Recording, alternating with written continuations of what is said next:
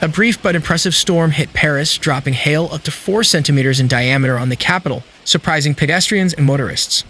On social media, videos posted by residents of the capital showed motorists quickly parking their vehicles on the sidewalks for fear of being blinded by the storm.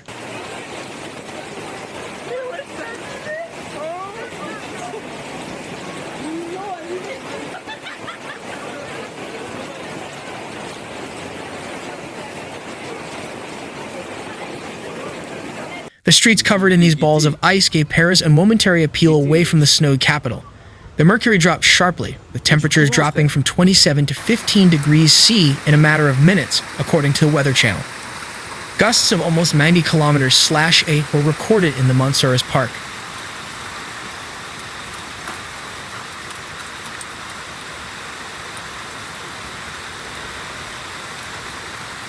The heavy rain has been announced by Lecce Meteo, which predicts thunderstorms north of the Loire, then in the Midi-Pyrenees and Auvergne in the evening. Hail is also expected, especially in Champagne-Ardenne and the southwest.